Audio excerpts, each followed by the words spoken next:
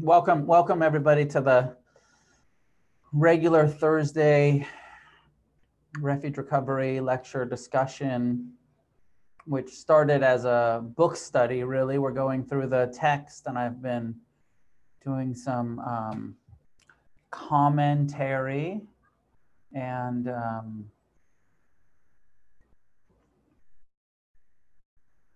we're coming to the end, and we will continue the Thursday night class in some way or another.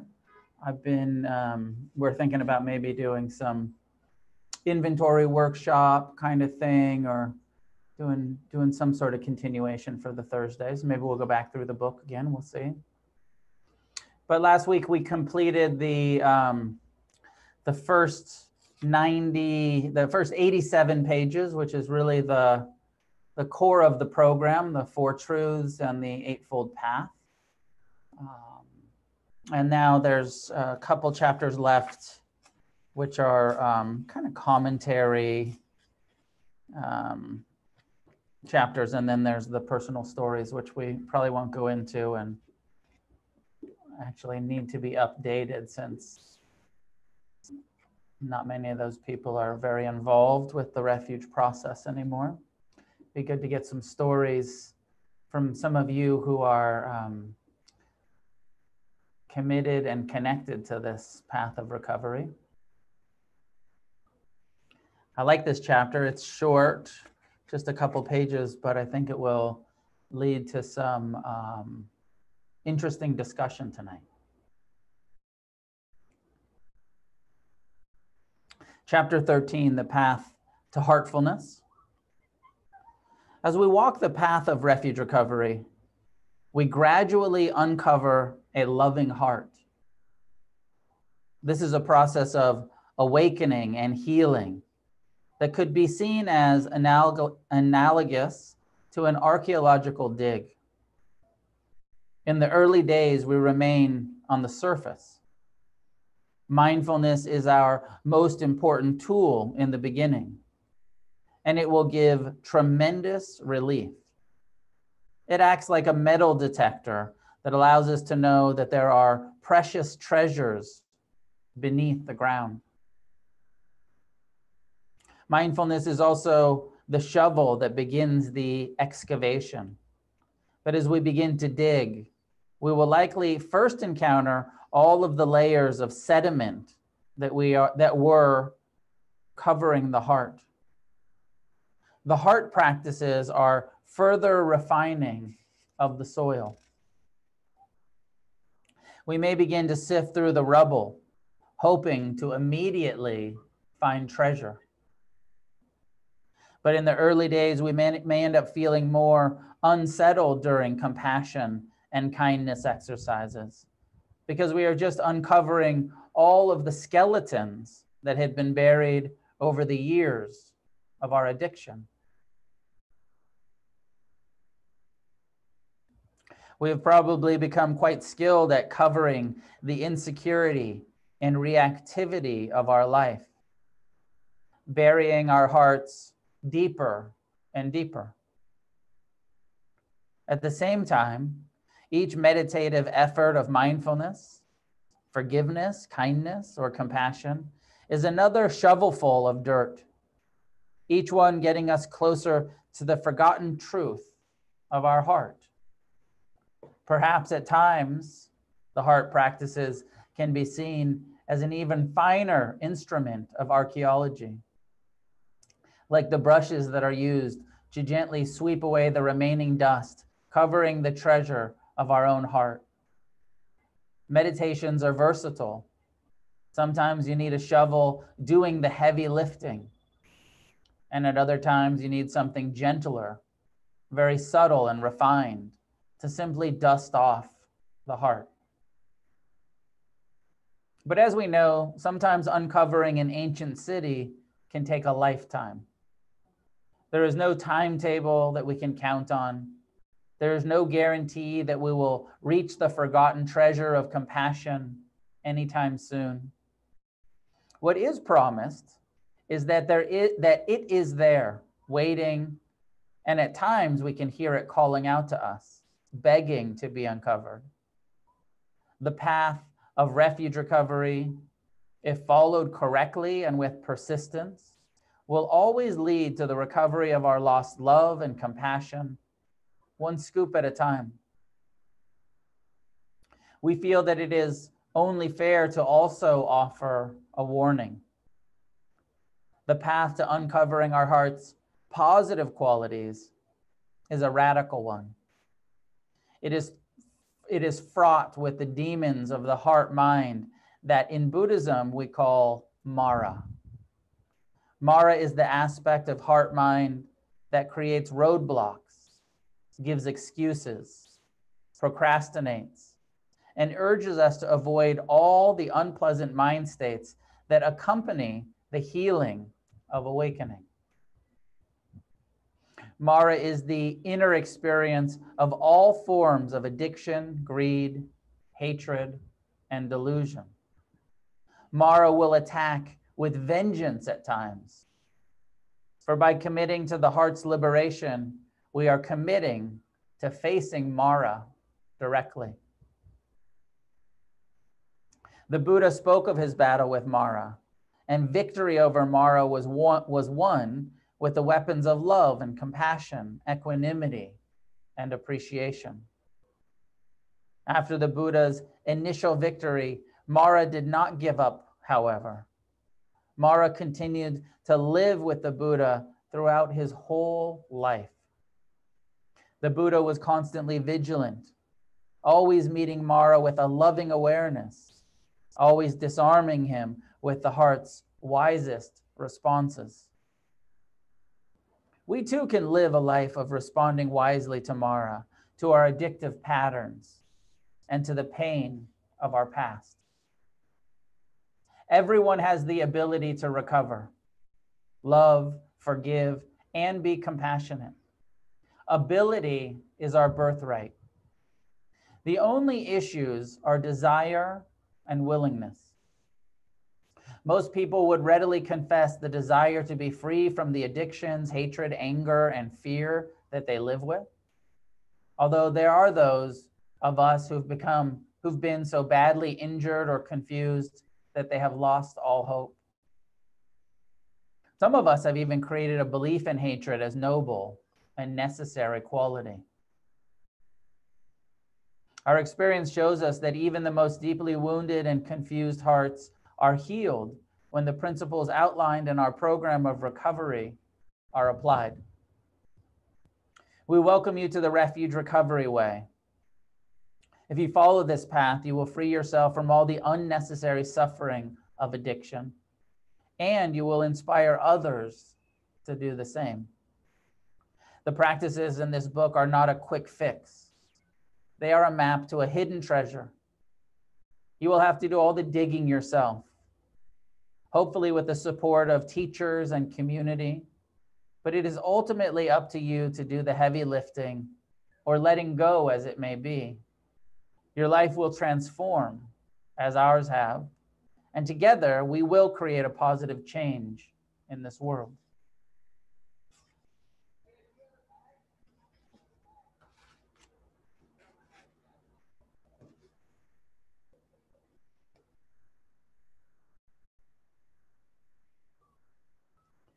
So some reflections on this chapter. I take these perspectives from some traditional Buddhist teachings. One being that over and over the Buddha said, I didn't create mindfulness. I discovered it. I didn't develop compassion. I uncovered it. And it wasn't something that was foreign. It was something that through the discovery of mindfulness, through the practice of turning the attention towards our own mind, towards our pain, compassion becomes the wise response, the rational, the skillful response to our pain. It's very practical in that way.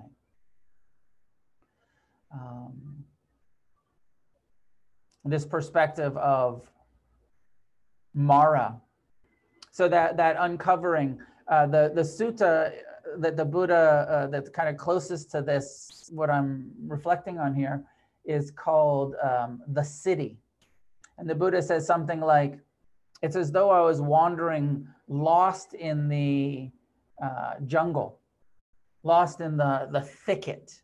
And my path was obscured. I couldn't find my way, but I just kept going. And he's talking about his early meditation practice and his early studying with teachers that misled him. And he said, and eventually I came upon this forgotten civilization, this ancient city. And I started to uncover it. I started to excavate it. I started to, re-inhabit this lost place. And of course, this whole thing is all analogy of being internally lost in our own sort of internal forest, and then discovering that it's possible to be mindful, it's possible to be compassionate, and through these meditation techniques, as I say in this, it's like the shovels and the instruments of uncovering, of excavating. He said, I found this ancient city and I excavated it and I re-inhabited it. And so he's talking about this process of something that was always here, it was just lost. That there's a natural goodness, a loving heart, a compassionate heart, a wise heart, a wisdom mind, a compassion mind that's always been here, but it's covered by our survival instinct of craving, our addictive patterns of craving and obeying our cravings. And that renunciation, when we establish sobriety, when we stop reacting to our pain or satisfying our cravings, we start to uncover and get to wake up to a natural goodness that is also part of the human condition. This is where Buddhism is very much a humanist psychology. We're not a theistic program. We're not a theistic perspective that thinks only some external higher power or God can do this, but understands that actually human beings have these wise qualities, what sometimes are called divine qualities, the Brahma Viharas, the divine abodes, these very much human potentials to be kind and compassionate, loving and forgiving towards ourselves and others, towards all living beings. The other teaching that I'm referring to in that reflection and applying to Refuge, to our recovery, is the Buddha's enlightenment. After having practiced for 7 years, he sat under the Bodhi tree. Many of you are familiar with this image where he says, I know I'm close, so I'm just going to go into a deep meditative state until I find liberation. And the last moments of his experience, where he says, I was attacked by Mara. I was attacked by greed and hatred and self-doubt. I think that this is really important for us, and especially any of us that have some idea that the enlightened state is free from difficult emotions, or I'm always quite skeptical of addicts who say, well, I never had a thought about drinking again. I never had a lustful thought again, or of acting out in some way or another. The Buddha, in his humility, he's saying, I was on the verge of enlightenment and my mind was attacking me with lustful, sexual, pornographic thoughts, with this sort of like, maybe sex is the solution. His mind was saying that to him, like, you don't need to keep meditating, like, just go get laid. And then he says, his understanding of impermanence. He says, Mara, I see, I understand that sense pleasures are impermanent. They're not the cause of happiness. I'm seeking a happiness that's not an impermanent sense pleasure.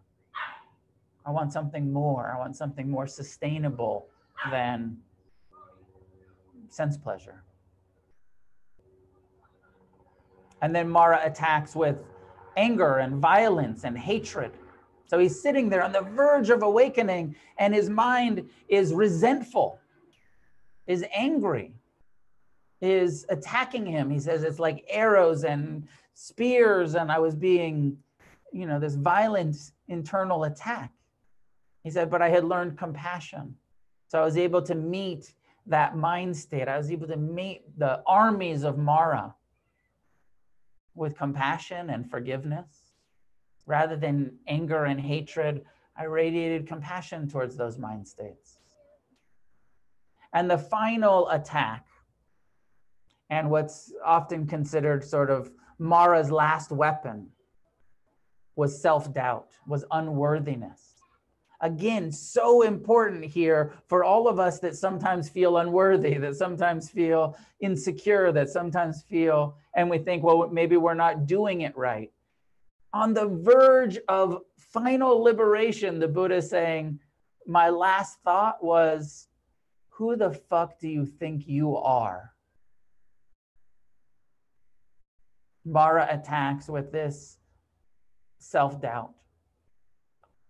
Why do you think you're worthy of happiness? Why do you think you're worthy of recovery when so many are, dying of addiction? Why do you think you're special? You get to get free with all of the alcoholism on this planet, with all of the addiction on this planet, becoming almost normal to be an addict.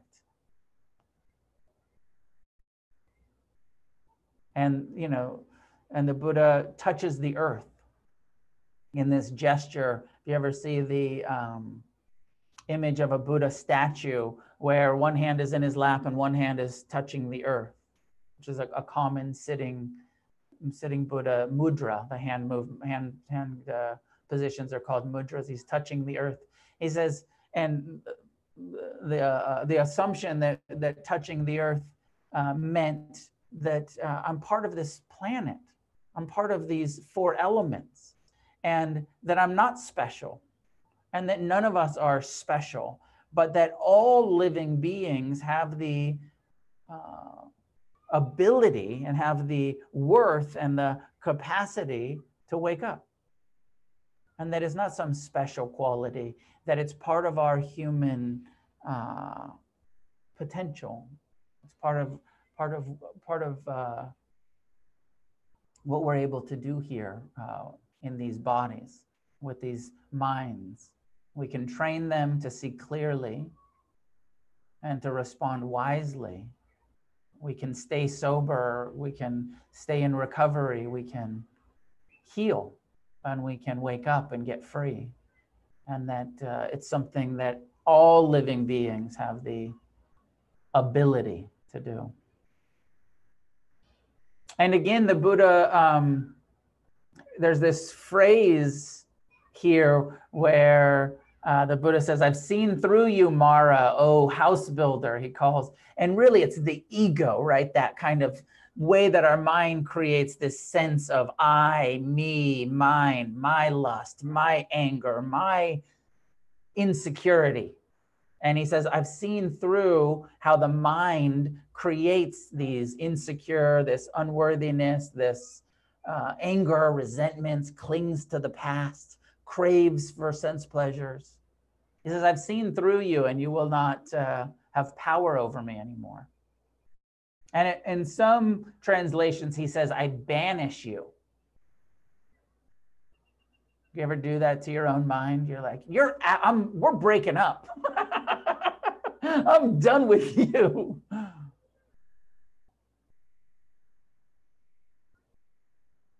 And I think that my sense is that the Buddha was a little bit surprised that actually Mara returned the very next day.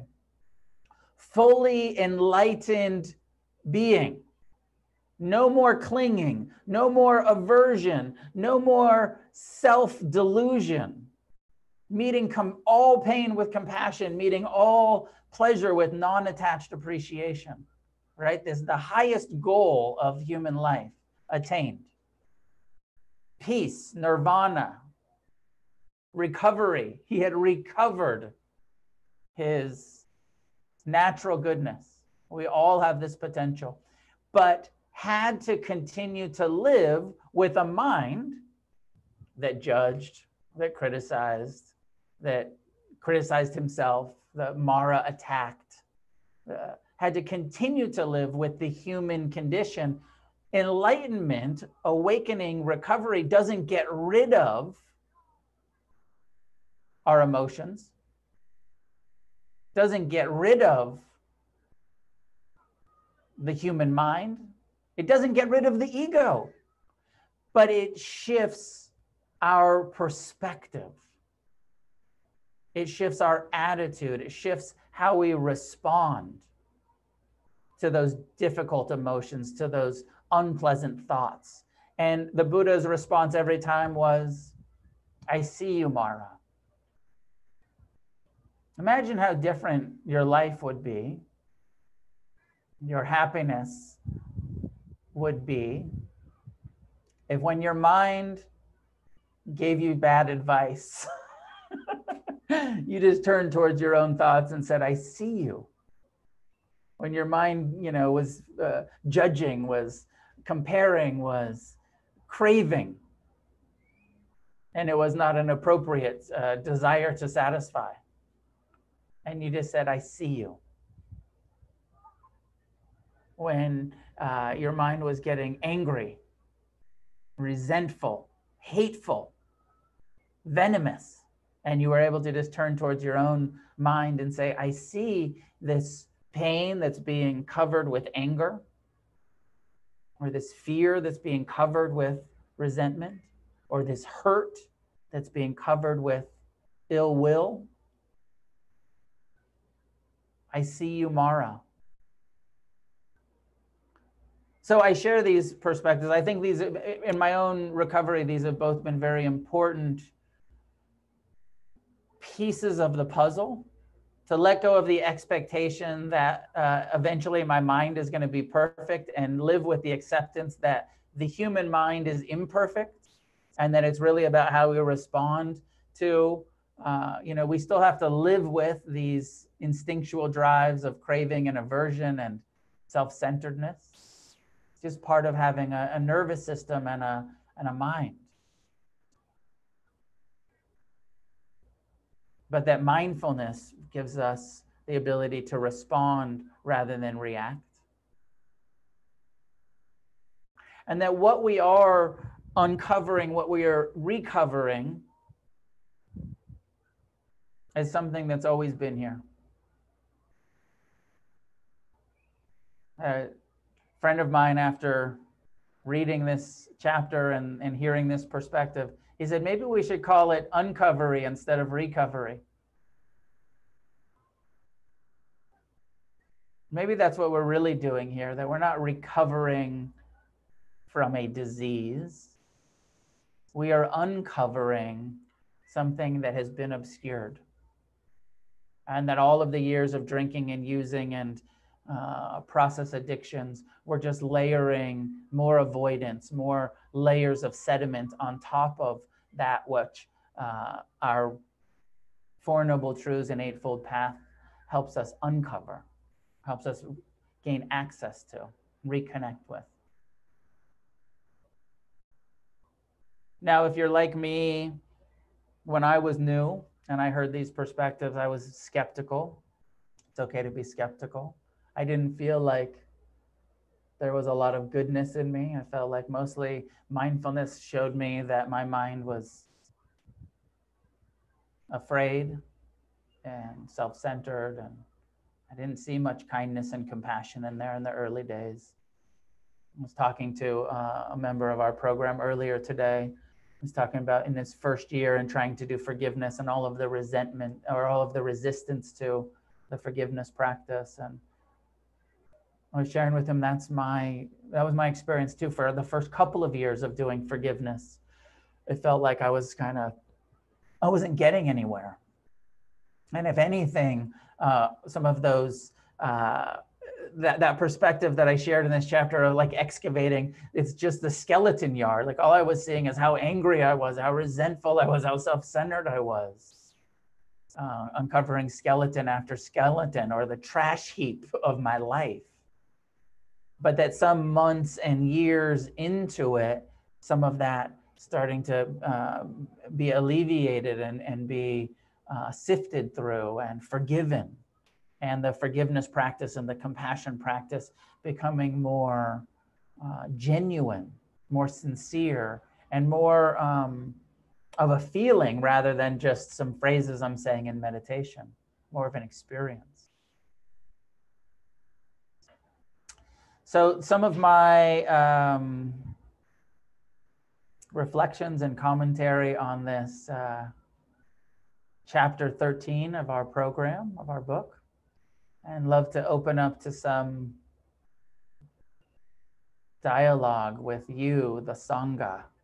So if you'd like to, any questions, comments, clarifications about any of this, you can raise your hand raise the little blue hand in the dots by your name or on your screen, or you can send a message in the chat box if you don't want to ask your question or make your comment out loud.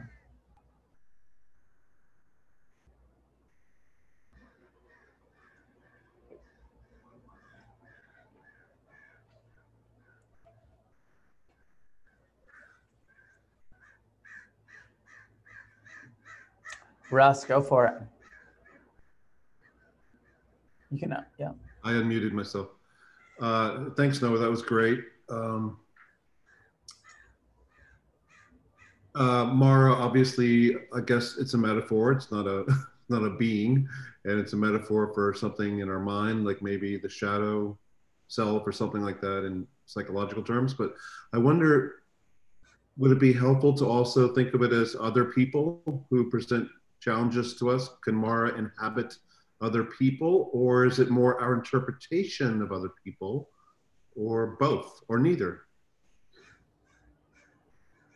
Need to reflect on that a little bit, Russ. It's a good question. I tend to think of Mara as really being internal, of how, other people, no matter how annoying, difficult, challenging they are, our reaction to them, the mind that says, you should hate this person, the mind that says, maybe you should hurt them because, they deserve it. All of that reactivity, I see Mara mostly as that unskillful reactivity, the delusion that says, more money will make you happy, or sense pleasures are the solution, or,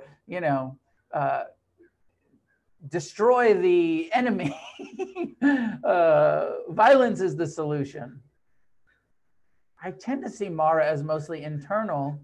There is a classic Buddhist perspective that doesn't believe that this is psychological analogy and just part of our own mind, that actually believes that there are evil forces that manifest as people fucking with us.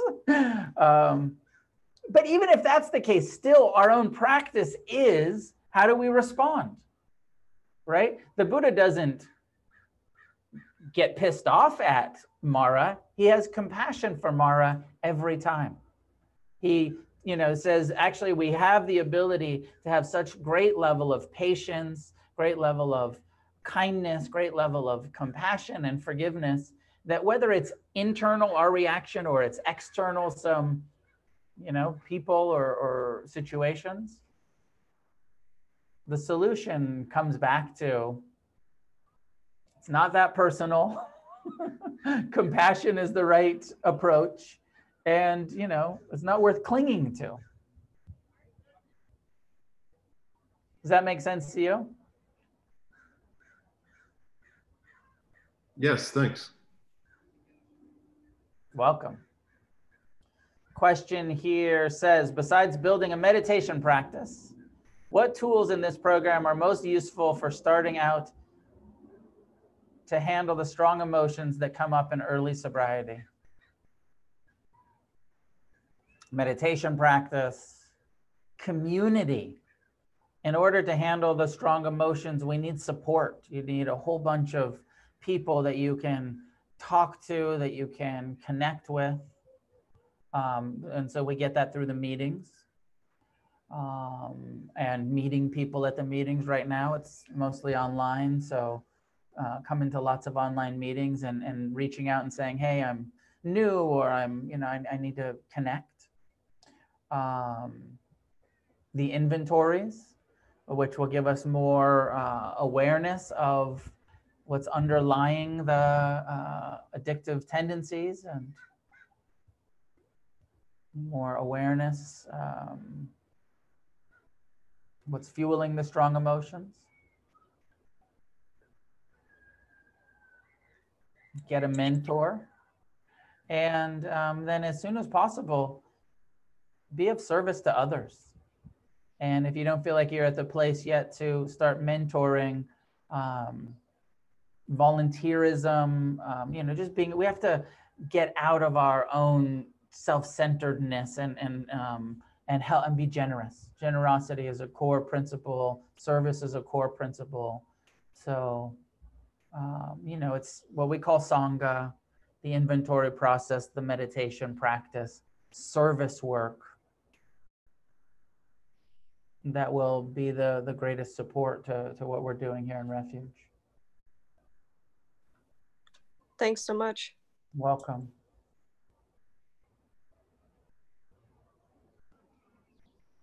I'm going to mess up the name here, message. Last name. My first name is Etoile. It's French. Okay. It's spelled weird. I just wanted to say that I really appreciate, meeting the thoughts in my head about, hey, let's go back to addiction, or the thoughts in my head, about, let's get really angry and take revenge, or let's get really angry and do destructive things.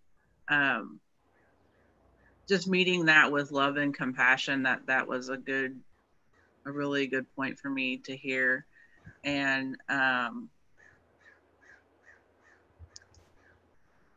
I kind of see myself literally like stopping and sitting down and breathing and just having that love, compassion conversation with myself. And also, just breathing and maybe even going into meditation right then. I have a weird situation where it's like I went into a relationship trying to use the person in the first place. And then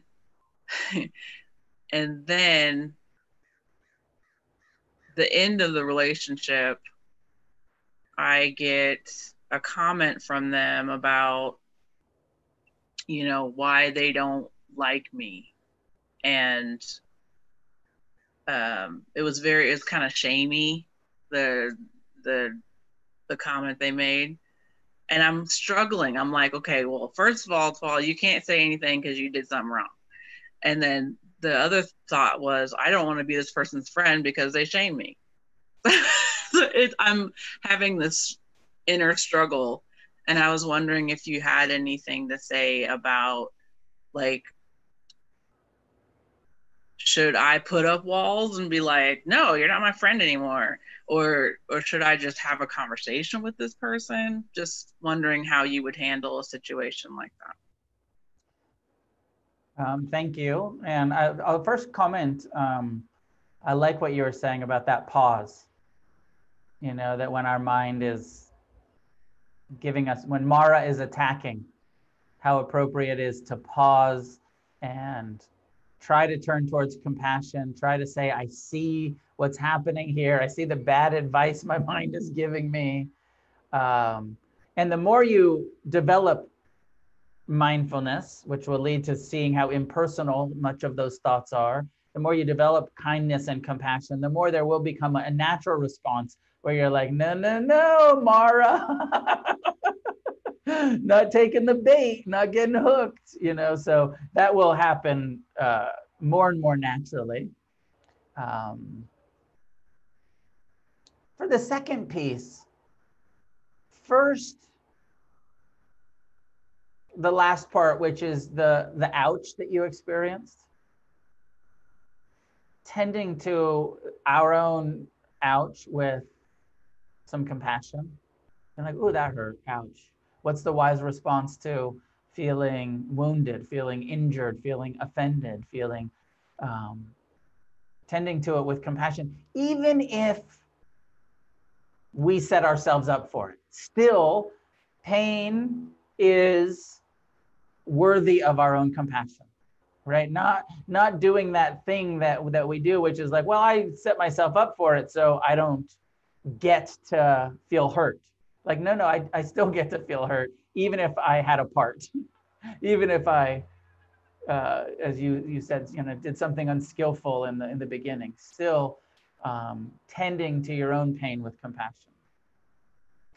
And then the first part, which is asking for forgiveness, offering, you know, forgiving yourself for whatever unskillful way that you, I forget exactly what you said, but you entered into the relationship in some way that wasn't fully honest or with an agenda, something like that.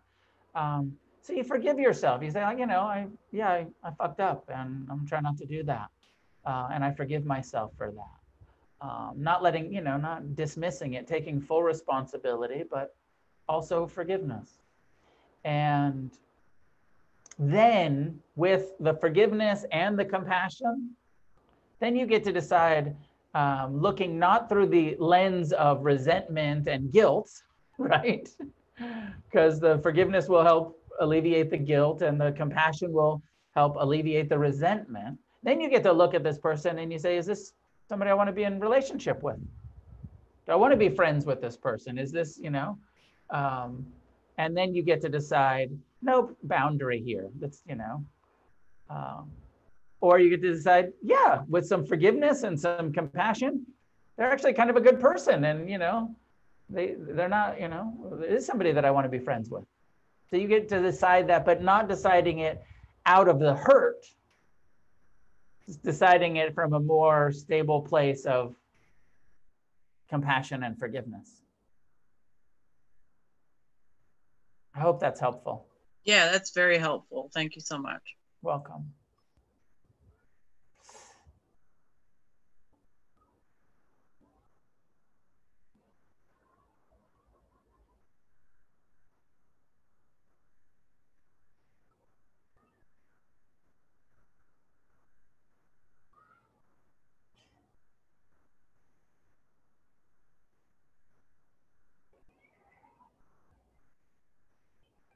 Question from Adam. When should one start doing the inventories? Is there value starting before pairing up with a mentor, or should the early focus be on other things? Start right away. You know, you don't need a mentor to tell you to do it. Although having a mentor is useful for the accountability. You know, a mentor might give you the assignment of like, hey, answer these 3 questions before we talk next week, and then that accountability will get you to do it. But if you don't have a mentor yet, just start writing. Sit down, start writing, work on your inventory, get it done, get a mentor to share it with. You know, you'll find a mentor by coming to things like this and attending the meetings, the online meetings. So the early focus should be on meditation and meetings and meeting, you know, and developing Sangha community. So, you know, do your sitting practice, alternating mindfulness and forgiveness practices, so that you're developing both of those skills, and go to lots of meetings and connect. You know, we need each other. We need people,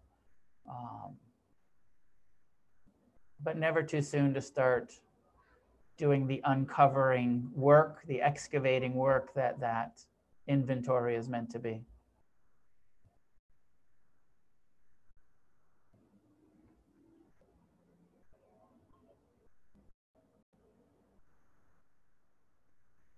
Question here says, is anger ever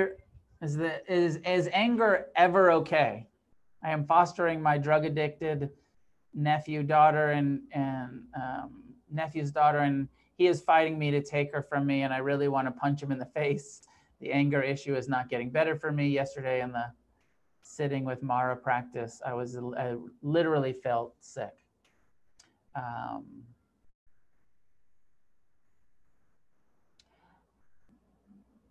So I want to say that, of course, anger is okay. Anger is supernatural. It's okay. All of our emotions are okay. You know, like being human is okay. And even the most unskillful, unwholesome, even the ones that we suffer about the most, they're still okay, because it's just part of being human. You're going to get really pissed off sometimes. Is it the wisest response to the pain? It's not. Anger is not the wisest response to the pain of that situation where you're trying to care for a child and protect a child and being thought about it. It's a very natural reaction to feel anger about that. Ultimately, of course, Buddhism is trying to get us to go more to feeling the fear, feeling the pain, feeling the underlying, the more primary emotions, and tending to those unpleasant emotions with mercy, with compassion, with forgiveness. My sense in this kind of situation is that you want to have a really good boundary, and you want to fight for what's right for the kid, out of compassion for the kid, and even out of compassion for the nephew, the drug addict. You know, like, well, they need good boundaries and they need consequences, and but we can do it out of love. It's possible to do out of love. It's hard to do out of love. It's hard to do out of compassion. But our goal is to become more and more loving and more kind and more compassionate, but to really have kick-ass boundaries at the same time, and to really have kick-ass kind of like, hey, oh, no, that shit's not okay. Oh, no, you're not, no, Mara, like, you're not fucking taking this kid. If I have any ability to fight for what's right, I'm going to fight for what's right. But we don't have to be pissed off to do that. We can do that out of kindness. Again, I want to kind of say, like, the humility, part of our principles, the humility is to acknowledge, like, we're not going to do it perfect. We're going to get pissed off. Of course we are. But we keep trying to come back to what's really going on here. I want to protect this child from any harm that I can. And I can do that out of compassion, out of care, out of love. So I know for myself, again, coming back to reflecting, I used to really think that I had to hold, that my anger was my power, that it was protecting me. It took a long time to see that actually the Buddha used this analogy for anger. He said, acting out of anger is like when we pick up a burning coal from a fire to throw at our enemy. First, you burn the shit out of yourself before you even hurt them. And that it's actually possible to move more and more towards still taking wise action, having good boundaries, but from a place of compassion rather than hatred. I hope that's helpful. Robin, you can unmute. Hi, everybody. Good to see y'all. I have a comment. I listened to a YouTube video of yours. It was from several years ago, years and years ago. I don't remember who you were with interviewing, and it was about the program when it first started out. And basically, what I got out of it was ignoring the mind. Like, don't listen to it because it's like lying to you, and it's giving you like a rash of shit. It's just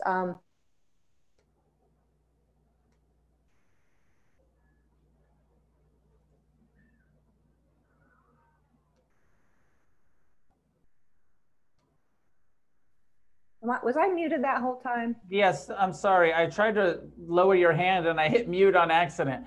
I That's caught all the right. first part that said about ignoring the mind. So yeah, ignoring the mind. Yeah. And you know, and I recognize it for what it was, and I'm grateful for those, and I'm able to look back on some of those because I looked at some of the YouTubes. I was actually looking for the past weeks on this one, so I hope that we can get a reference, like, so that we can, because I came in late to the show. But anyway, I wanted to say that I really appreciated that because it gave me the ability today to just remember that since our last meeting, and when we talked about mindfulness and not confusing it with concentration.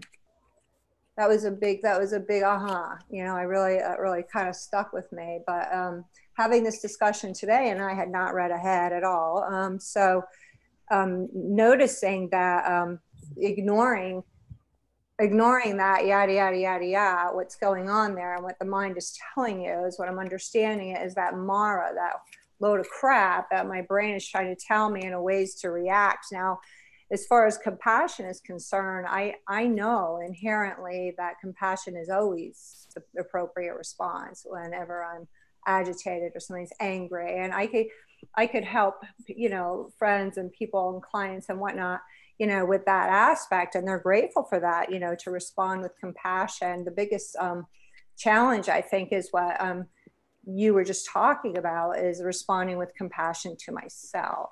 Because I'm not, I mean, I try to cut myself a slack, and I've learned don't beat myself up so much, you know, for past mistakes, and whatever happened, it happened. It's in the past, whatever. I've got to live my best at the moment and in the now. And so that's all I really wanted to comment, is that I really appreciated that. And just the reason that I brought that up is because I was actually looking for your past meetings of the past Thursdays. So I hope that we can find those. Thank you. You're welcome. I think that the past Thursday should be posted. Are you looking under the Refuge Recovery World Services podcast YouTube channel? That's where they should all live. So look under the World Services YouTube channel, and all of these Thursday night talks should be on there. Thank you. And yes, it's very important, and we've talked about it some, to see ignoring the mind is an important skill. And part of this perspective of full mindfulness and relationship with Mara is that we can't ignore the mind forever. So we have to become intimate with it, and we have to develop the discernment of, like, this is an unwise thought. This is Mara attacking, and I can't obey it. And then, because sometimes the mind also is the Buddha mind, and is giving quite loving. You know, when the mind says you should forgive, you should be compassionate, it's good advice, and you want to also, you know, heed that. And lastly, self-compassion is the final frontier, and it's one of the reasons why what we're doing is so fucking radical, because we are not wired for this, and that's this perspective, and we have to uncover it. But we're battling, we're covering the self-compassion is covered by our survival instinct.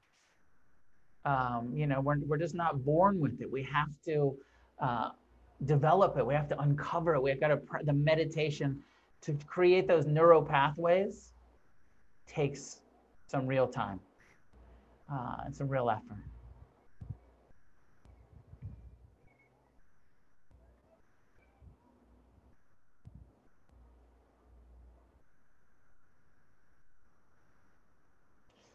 I'm not sure if I know how to answer this question, but I'll try. It is, how do you find the difference between renunciation and not if Mara continues to give self-doubt in relation to process addiction, food issues?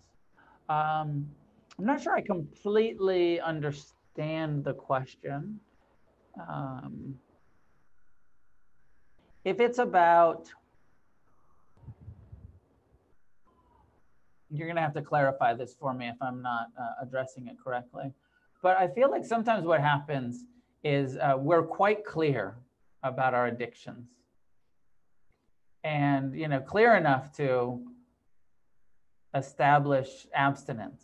And if it's with food, to create a bottom line behavior and, you know, practice abstinence from what had become addictive. But then over time, Mara, the mind, starts to forget and starts to say, you know, and this is with every addiction. You know, at some point the mind says, it wasn't that bad. You could, you know, you could eat that. You'll be able to find moderation this time. You know, you could do that. And that is Mara. Like if you used to know that you were an addict and you forgot, that is the part of the mind that we would call Mara, that is trying to, you know, encourage the relapse, encourage the, so I'm not sure if that's the question or not, but my sense is,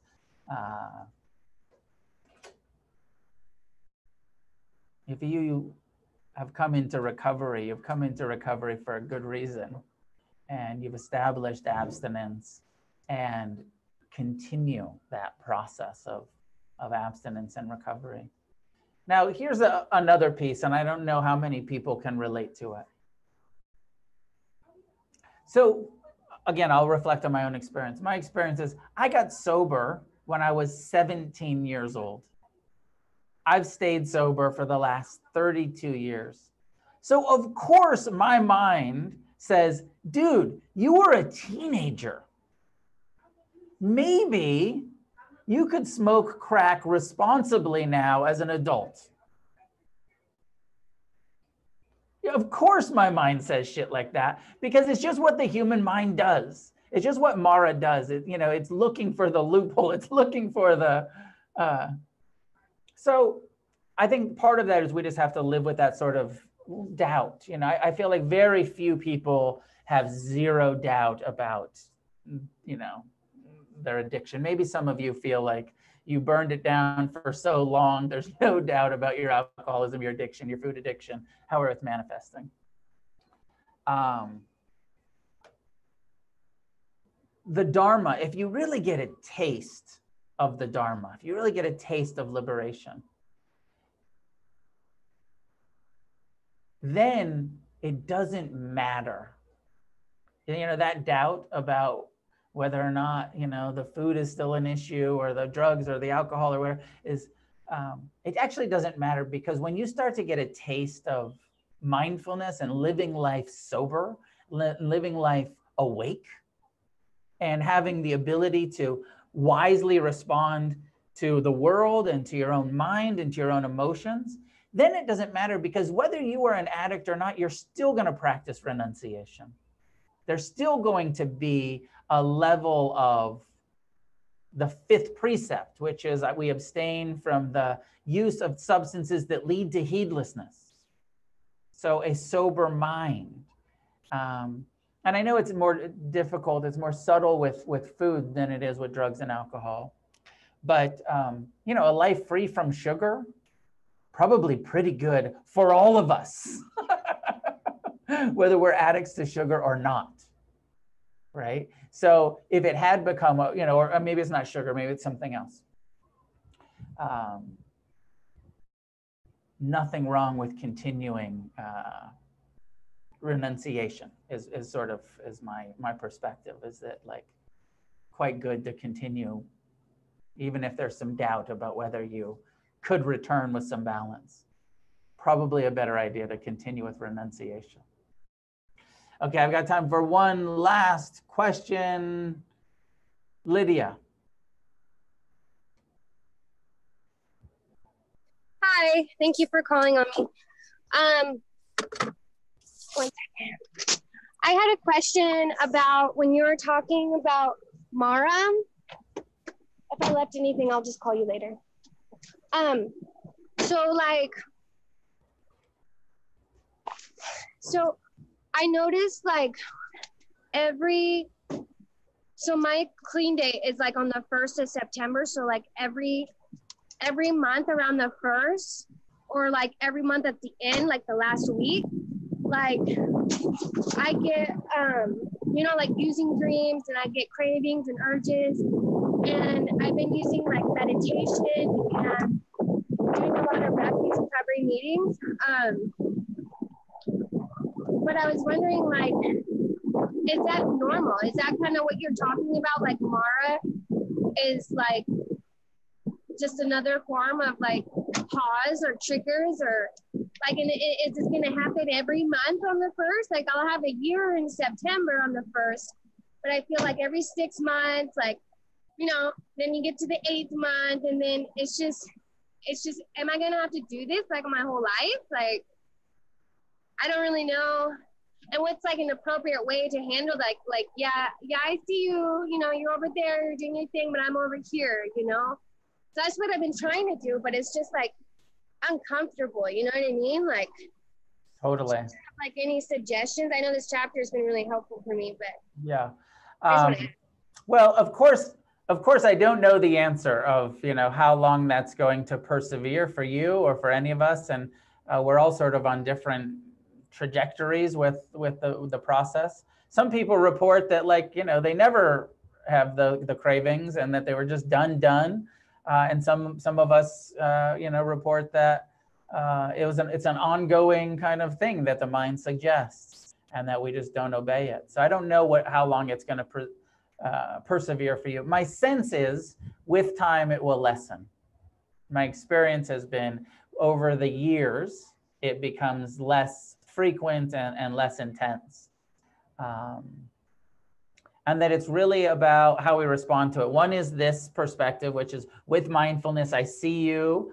And then the other is the other tools that we have. And it's, is we go to the meetings and we talk about it. We talk to our mentors about it. We talk to our Sangha, our friends about it. Rather than keeping that in, we, report, oh, my mind's doing this, and I probably need a little bit more accountability or connection or support, especially during those periods of the using dreams or the cravings or whatever it is. And on some level, yes, we all have to live with the addict mind, the Mara mind.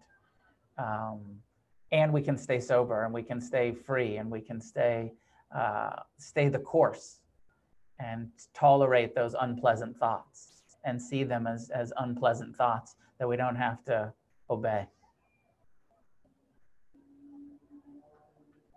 Hope that's helpful. Thank you all for tuning in tonight. Next week, Breaking the Addiction, which is our last chapter for this series. And then, as I said at the beginning, we will think about how to continue Thursdays, what will be most useful. If you have requests, we can, continue in some function or another. Sorry if there were some questions I didn't get to tonight. As most of you know, this is done just as a service. I don't receive any money for this. I do request that you support Refuge Recovery World Services. If you can make a donation, that will go to support the organization that is here to support the organization of the meetings and runs the websites and has organized all of these online meetings and everything. So there should be a link in the chat to Refuge Recovery World Services. If it's not yet, it'll show up any moment.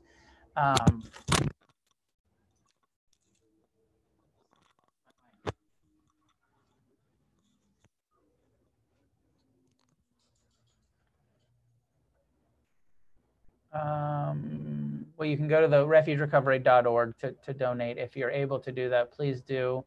Please support the organization. And many goodness that comes from our practice and discussion of refuge recovery, this Buddhist path, be shared outward in all directions to make a positive change on this planet and support all who are seeking recovery. Thank you for your time, your attention, your participation. If there's people here that are looking for mentors or are willing to mentor, I will unmute everybody and put it in the chat. And if you want to hang out, if you're able to mentor, or if you're looking for a mentor, feel free to hang out for a few minutes and connect.